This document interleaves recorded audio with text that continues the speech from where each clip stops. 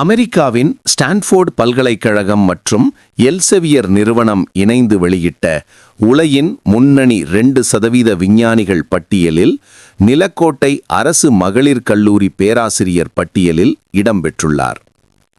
இந்த அங்கீகாரம் நிலக்கோட்டை அரசு கலை மற்றும் அறிவியல் கல்லூரிகளில் நடைபெறும் ஆராய்ச்சிகளின் தரத்தை உயர்த்தும் வகையில் குறிப்பிடத்தக்கது. இந்த பட்டியல் உலகம் முழுவதும் உள்ள விஞ்ஞானிகளின் ஆய்வு தரவுகள், மேற்கோள் குறியீடுகள், H-இண்டெக்ஸ் மற்றும் பிற புள்ளியியல் அளவுகோல்களின் அடிப்படையில் உருவாக்கப்படுகிறது. முனைவர் மார்நாடு, வயது வெறும் 33. இளம் வயதிலேயே இத்தகைய உலகப் பட்டியலில் இணைந்திருப்பது அசாதாரண சாதனை. இவர் இதுவரை 120க்கும் மேற்பட்ட ஆய்வுக் கட்டுரைகளை பல்வேறு பன்னாட்டு ஆய்விதழ்களில் வெளியிட்டுள்ளார்.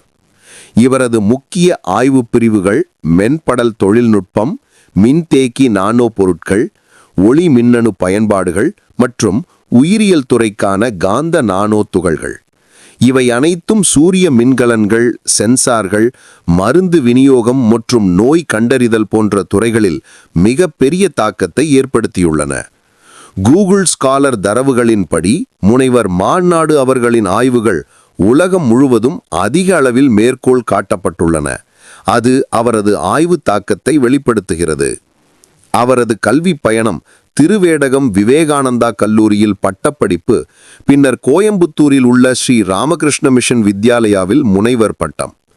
தற்போது நிலக்கோட்டை அரசு மகளிர் கலை கல்லூரியில் கௌரவ விரைவுரையாளராக பணியாற்றும் இவர் இந்த சாதனையின் மூலம் கல்லூரிக்கே ஒரு உலகளாவிய மெருகூட்டம் சேர்த்துள்ளார்.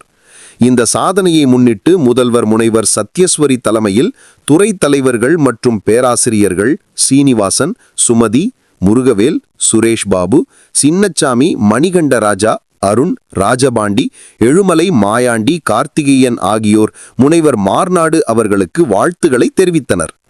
இச்சிறப்பு அரசு கல்லூரிகளிலும் உலகத்தரம் வாய்ந்த அறிவியல் ஆராய்ச்சிகள் செழிக்க முடியும் என்பதை காட்டுகிறது. 2025க்கான உலக விஞ்ஞானிகள் பட்டியல் டாப் 2% சயின்டிஸ்ட் லிஸ்ட்டு வெளியிட்டாங்க. அதில் என்னுடைய பெயர் இடம்பெற்றிருக்கிறது. என்னுடைய பல ஆண்டு கனவு நினைவானது. கல்லூரி முதல்வர் அவர்களும் இயற்பியல் துறை தலைவர் அவர்களும் பாராட்டுகளை தெரிவித்துள்ளனர்.